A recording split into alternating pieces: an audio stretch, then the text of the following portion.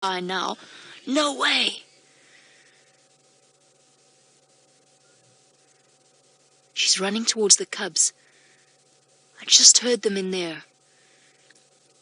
Is that them there? Racing towards her. What on earth happened there? I can't reposition. Oh, it's baboons. Oh dear.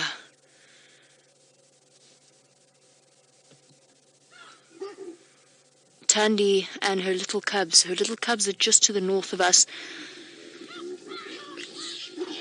She's scaring them away. She's trying to chase them away. The big male baboon's chasing her.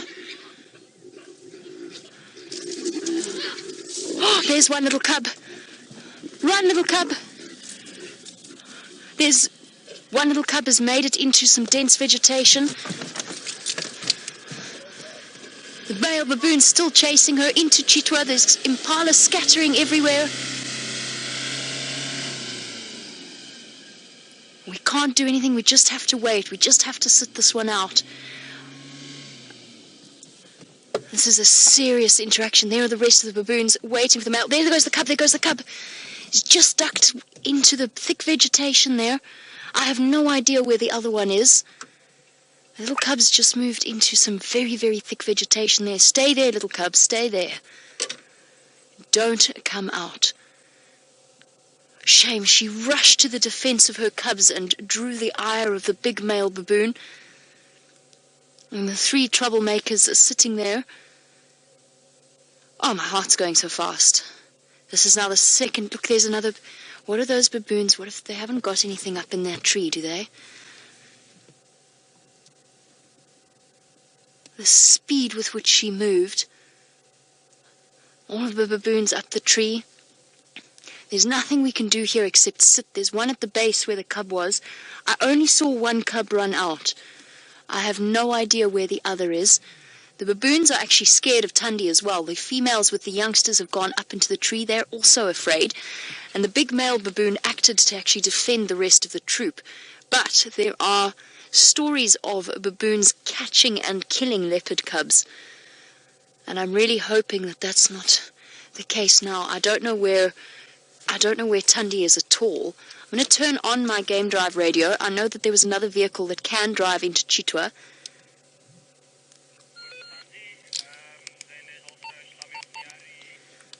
Okay, I'm just going to keep it on and just keep listening to whatever happened. I saw the little cub run to safety. I know that one of them is okay. I haven't seen any baboons following it in, but I have absolutely no idea where the second cub is. The baboons are still stalking around there. Thandi tried to save them. The big male baboon came after her. Now, a big male baboon, there's a massive sexual dimorphism between the females and the males. These are either young males or females walking past us now, but a male baboon is twice their weight and up to close to 30 kilograms in size. And they will actively defend the troop, and they have an out-and-out enmity with leopards. Now, the big baboons have been known to band together to chase away leopards. The mother monkeys are coming down the tree now. There's nothing we can do. We just have to wait. And James Richard, my heart as well.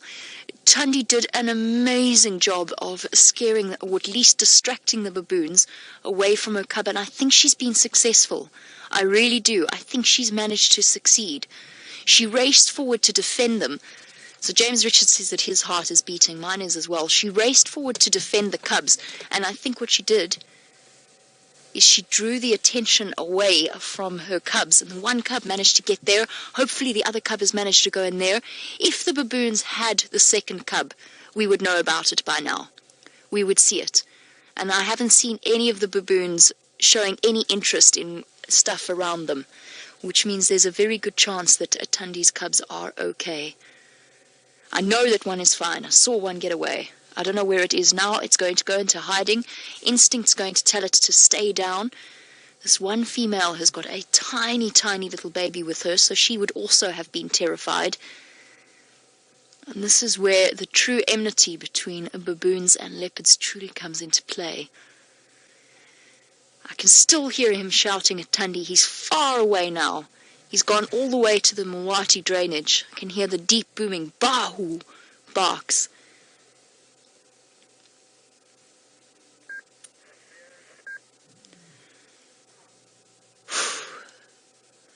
And that is the thing about live safaris. That was so totally unpredictable. I thought for one crazy second she was going towards the Inyala. There's a little baby there, distracted and confused. And when it comes down to it, being shepherded away, when it comes down to it, that is what that male baboon was doing. They disturbed the leopard cubs, she rushed to protect them, and then he responded by attempting to protect his troop by trying to chase her away. I have no idea where she's gone now. She's south of our Traverse area. There's nothing we can do but wait. I know there is a cub here because I saw it disappear into the vegetation behind me, and the only thing I can suggest now is that we wait. We wait and find out where she's gone and what has happened. She can't even take to the trees. There you go. Liz, you wanted to know how on earth do you escape baboons? They climb trees and are as agile as the leopards. She's just got to outrun it, and at some point he will lose interest in her, I hope. So leopards and baboons are pretty much on even footing when it comes to tree climbing, so you're absolutely right. What the cub did, what instinct told that little cub to do was exactly right, was spot on. Get into the thickest vegetation that it could and hide and go completely still. I have no idea where the second cub is, but I think we would know by now. If the baboons had caught it, we would know, we would have seen it. They're highly curious creatures, and what would probably have happened is they would have formed a circle around it. So it's not like a situation with a hyena or a lion. The baboons will actually come and investigate and see what's going on, a whole group of them. And that's not what's happened here. So the second cub is okay. It's probably somewhere in here. I can still hear him barking. Come on, Thandi.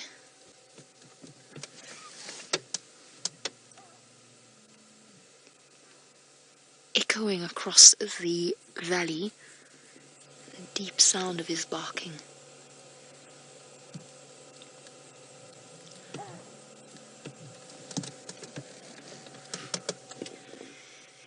We're going to wait patiently here. There's nothing more that we can do. We just have to wait and see if she returns. A look at what transpired with the baboons and the leopards. Have a look at this. There you can see the mother chasing the baboons, being chased by the big male baboon. She chased a few of the little ones. There's a little cub behind there, and the other cub there went in. You saw where the big male baboon was. The other little cub went in just behind and seemingly out of sight of the big male baboon. Now there you saw the height or the size difference. That baboon is a big animal, probably 70 to 75 kilograms, up to, what is that, roughly 180 pounds even. That one looked pretty big. Anyway, let's go straight back to Jamie and find out if she has any news for us on those cubs. Well, as you can see, that was an incredibly dramatic scene that played out in front of us. And now I'm at a little bit of a loss as to what to do. So I do have news for you. I have a couple of updates. One, Thandi is absolutely fine.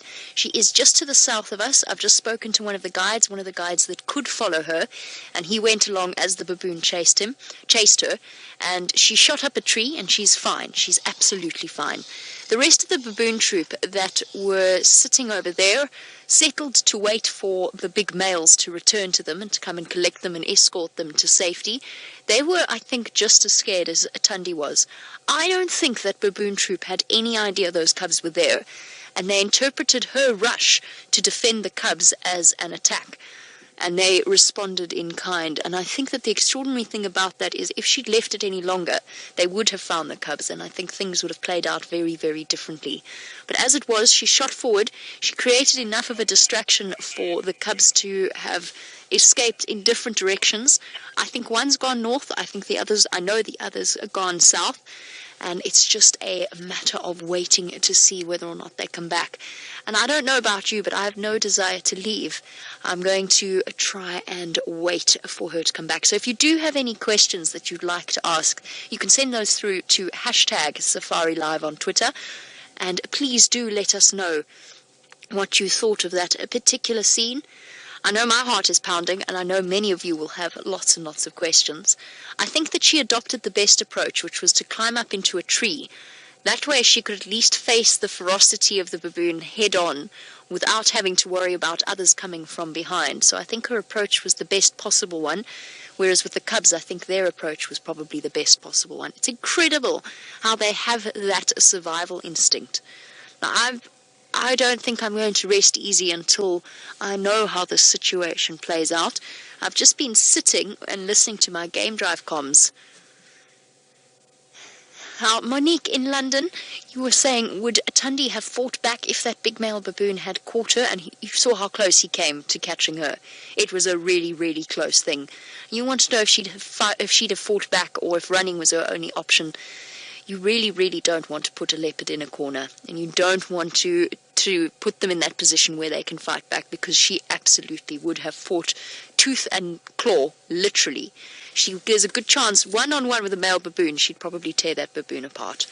But it would be a tough thing. And male baboons' canines are as large as hers, if not larger, probably larger. That was a big male baboon, although everything feels a little disproportionate right now. I cannot believe my first sighting of Thandi's cub was dashing across the road in a panic away from baboons. I still see the baboons. Let's go trundle along there. Obviously, apart from the fact that this is outside of our traverse area and where we can go, we're just lucky this is on a main road. Obviously, it goes without saying that I would never go and look for the cubs. I just don't want to frighten them anymore or make any undue noise. Right, let's go and investigate from my side. Let's head back across to Brent while I do and find out what his lions are up to. And for now, the silhouette of Thandi cuts a lonely figure against the sky as she's made her way right to the top of a jackalberry tree. Between herself and where the cubs last were is a troop of baboons, a big male baboon barking his warning to her every now and again as she glances longingly back at where her cubs had disappeared. And remember, you are watching this live, which means we have absolutely no idea what is going to happen and how to predict where this is going to go. The only comforting thing I can say is that I don't think those baboons know about the cubs. He's still shouting it, lording it over her. And there's nothing she can do. Absolutely nothing. She just has to wait. She will have no idea if her cubs are okay. I wish I could tell her that they are, because I am relatively certain that they are. I want to show you something quickly. I'm not going to go too far. Just bear with me one moment. The guys are just trying to contact me on the Game Drive channel, and it's really, really important.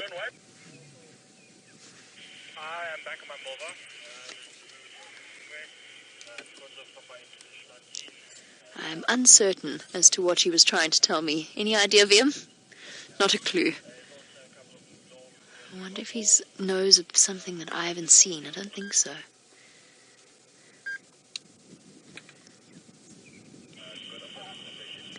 Okay, I wanted to show you something, and that was the male baboon that chased Thandi up the tree. And just hold on one moment, and I'm going to take you back a little bit. We'll come back to Thandi, don't worry. We're not going far. 150 odd yards from where the baboons chased her and where the cubs lost sight of her, or where she lost sight of her cubs. Apparently he did just give up. Sorry, we're not doing the whole safari in reverse. I'm just trying to spot him for you. Got him. Oh yes. He's sitting up in the top of a marula tree. There we go. You can see the massive baboon up in the tree. It's not as clear as as it was earlier.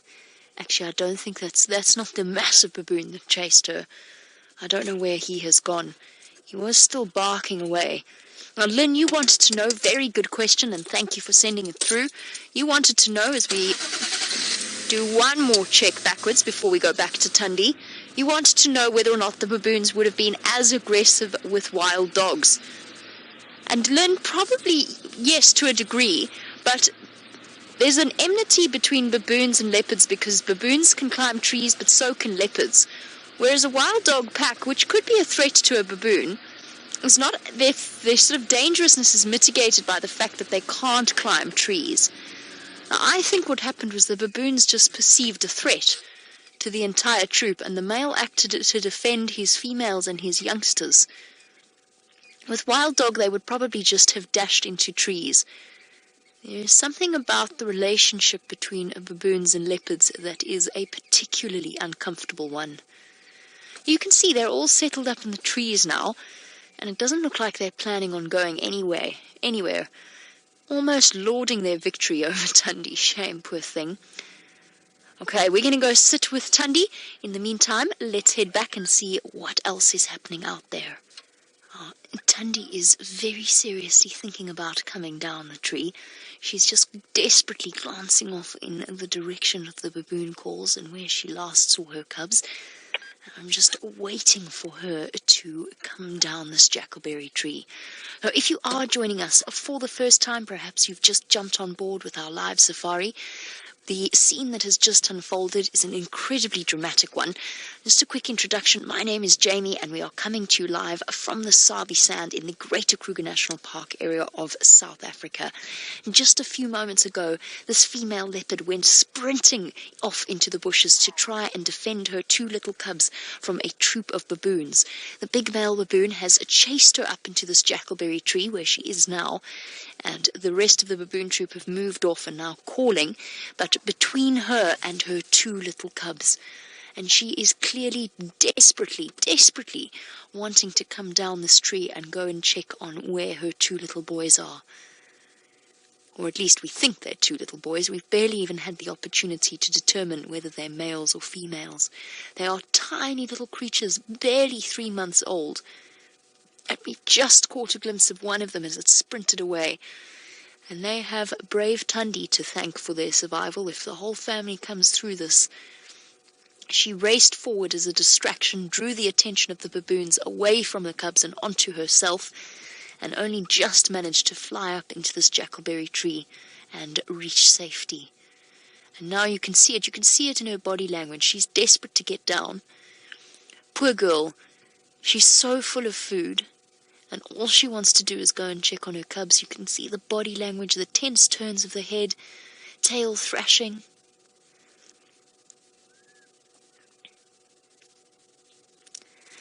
And Cat in Tampa, while she has managed to race up into this jackleberry tree, you wanted to know if a baboon would fight a leopard in a tree.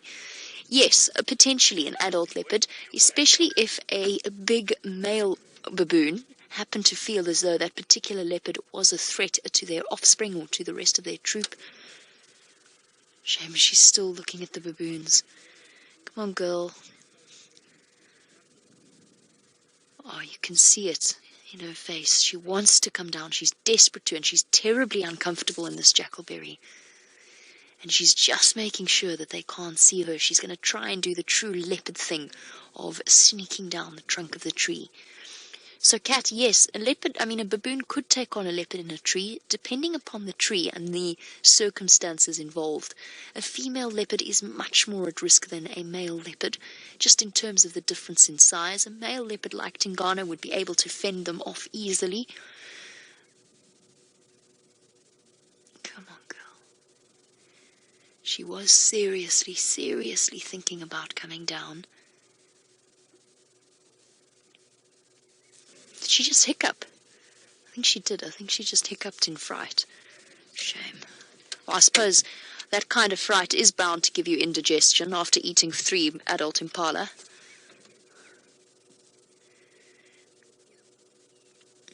Oh, I'm really hoping that the baboons didn't even notice that there was an impala kill in the tree. Monique, you were wondering if they would feed off the impala kill. Potentially. It's unlikely. Baboons, of course, are omnivorous. They can and occasionally are known to even hunt a small antelope. But they will eat meat when it is available to them. So potentially, yes, they could go and feed off the carcass, but for now, it's a stalemate. They think, in their minds, because I really don't think they registered the existence of cubs. They think that she attacked them for no reason, and that she's been put in her place, and she thinks they're a threat to her cubs. So the baboons are standing there lording it over her, shouting at her, reminding her not to take that chance again. And all she wants to do, which the baboons don't know and which they can't know, is that she wants to get back to her cubs. Unfortunately, this entire scene has caused something of a traffic jam. We are right on a main road. We're not going anywhere, but we do just potentially have to reposition so that the people can come past and move off to their lodges. So bear with me one moment. Sorry, we need to just reposition. And this story takes on a new step as the troop of baboons has moved past Thandi and onto Djuma itself. And the big male baboon, tired, I think, or perhaps riled up by his interaction with Thandi, has proceeded to chase each and every baboon about and just remind them exactly who is boss, proclaiming his victory with those deep booming barks.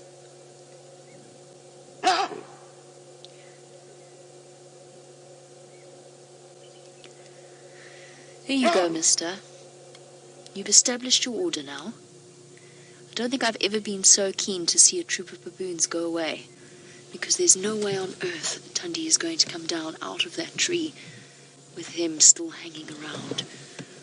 She's still watching them carefully, looking across, hidden in the boughs and protected of the jackalberry tree.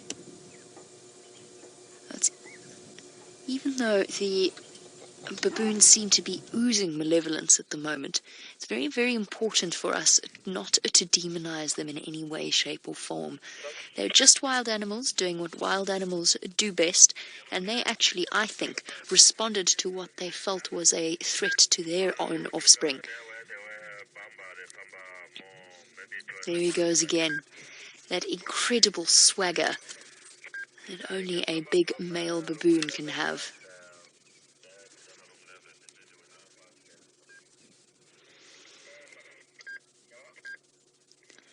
Now, at the moment, this big male baboon has the advantage, but very, very soon the sun is going to dip below the horizon. Oh no, keep going. Keep walking, buddy. Oh no.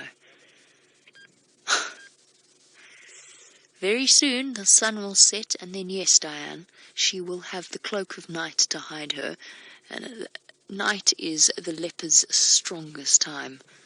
Now, come on, leave her now. She's got the message. So yes, it will be safe for her to go and fetch the cubs at night, and I think there's a very good chance that she is going to do that. I think she's going to wait until dark for there to be any resolution to this story. Right, basically what he was doing there is stepping forward and just reminding her of his dominance in the situation as the rest of his family descends from the trees and walks out towards the open areas. So he's just making sure that they are safe and sound. There are some tiny, tiny, tiny little babies with this troop. That's not even the tiniest by half. There comes one of the females. I did see a little baby that is absolutely minuscule, probably only a couple of weeks old. So he's doing an important job of protecting them, which is his job as the big dominant male of this baboon troop. And baboons are fascinating in that they have a social structure that is known as oligarchy, and the big male baboons, like the one we were looking at, are sometimes referred to as the godfathers, because there can be several big dominant male baboons in one troop. Luckily for Thandi, in this case there is only one. Oh, there I think goes that tiny baby. I've only seen one large male, and as I said, that is fortunate for Thandi because this whole scenario could have played out in a very, very different manner. The thing about this whole fact that this is live is that we have no idea where this is going to go. So while we wait for our animals in trees to resolve themselves, what on earth is James Hendry doing on the ground? The baboons have finally shuffled off towards the Mulwati drainage line, hopefully in search of a nice large jackalberry tree or something similar in which they can spend the rest of the evening. They've moved off as darkness falls, and the river systems that run through these areas are the only places where they'll be able to find a nice big comfortable tree that they can sleep in safely. And that means finally, Thandi has her opportunity. Is she going to take it, or is she going to wait until it's dark? We're just going to have to wait and see. Now bear in mind that that energy that she's just used, that run was incredibly taxing on her body, particularly since so much of her sort of bodily functions were focused on digesting that meal. Now that might sound like a silly thing to say, but it's not. She's just exerted herself in a massive fashion. Now she has to sort of get herself comfortable again, recover a little bit before she starts heading back towards those cubs. The question is she going to do it now, or is she going to wait until it gets dark? For now it looks as though she's gone to sleep, to be completely 100% honest with you. Her tail draped across the edge, but as I said, you can't blame her. This has been phenomenally taxing. We've just been sitting, absorbing the beauty of this evening. And now I'm just hoping. I'm so desperate. It's the most powerless feeling in the world. I'm so desperate to know, and I want to see her reunited with those cubs. But there's nothing we can do. And if she doesn't go to them soon, there will be absolutely nothing we can do. It might happen that the reunion is totally outside of our Traverse area. We just have to wait, but we are going to wait with her for as long as we possibly can. Come on, Thandi. Now I'm getting Thundis and Shadows mixed up. I wonder how many times this happens in a leopard cub's life. Probably many.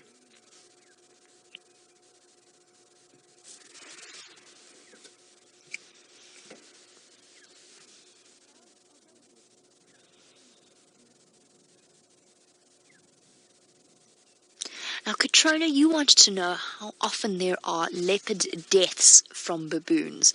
And I would say it's relatively rare. I'd actually go so far as to say scenes like the one we've witnessed are actually probably more common than we realize. I mean, that's probably the exact same baboon troop that scared Karula away the last time I saw her with a Dacre kill. So, Katrona, I couldn't give you the exact statistics on leopards being killed by baboons. I think it's relatively rare. And you'll probably find that certain baboon troops are more specialized than others. Now, that big male baboon probably doesn't stand much of a chance against Thandi. Goodness, what's wrong with me? Probably if it came down to a one-on-one fight, he'd do some serious damage, but I think that Thandi would win, just in terms of her slight weight advantage. But it wasn't much. He was massive. So, Katrina, I don't know exactly what the statistics are on baboon versus leopard deaths or casualties. I will say that baboon deaths by leopard will be higher than that of leopard deaths by baboon. There's that intense look. She's awake. She's looking. Such a piercing gaze. She just has to make sure that they're safe. There's no point in leading more danger to them. She has to make sure that she is 100% secure before she moves back into this area. And you can see it in the intensity of her gaze as she glances across, trying to make sure that there are no more threats on their way towards her.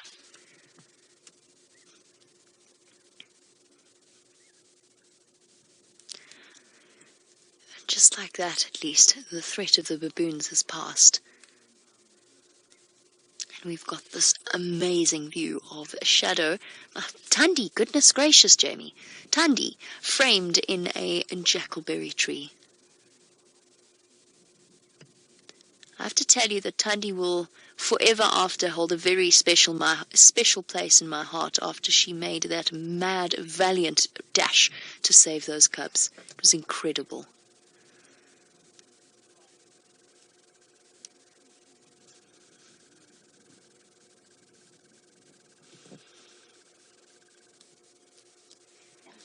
And for our television audiences, welcome back. We are still with this extraordinary story that is played out live from the African bush with this incredible female leopard, Thandi. Now, if you have just jumped on board, remember this is a live safari experience. Oh, she's getting up. And just a few moments ago, Thandi was chased away by a troop of baboons when she desperately dashed forward to try and rescue her 2 3-month-old cubs from them. And we know that one little cub made a mad dash for safety. I have no idea where the other one went, although I'm relatively certain that he is still okay. And now it is just a matter of Thandi being reunited with her cubs. The baboons have finally moved off, and we just have to wait and see whether or not Thandi feels brave enough to go and fetch her cubs. That's the direction that they walked off in. She's really making sure that they are absolutely gone.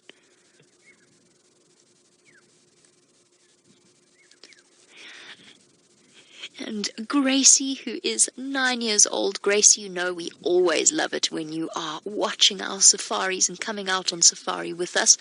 Gracie, I couldn't agree with you more. Gracie says that big baboon needed a time out. I think so too. That cheeky baboon, Gracie, you're absolutely right. I can't think of a better way of dealing with that particular baboon. But Gracie, I have to tell you, I'm not going to tell him that he's going into timeout. Luckily, I think that he has put himself in a timeout in a drainage line. As we wait for Thandi to make her decision, Steph has won the contest with all of the guides, or at least come very close to winning the contest, in that he's found a frog.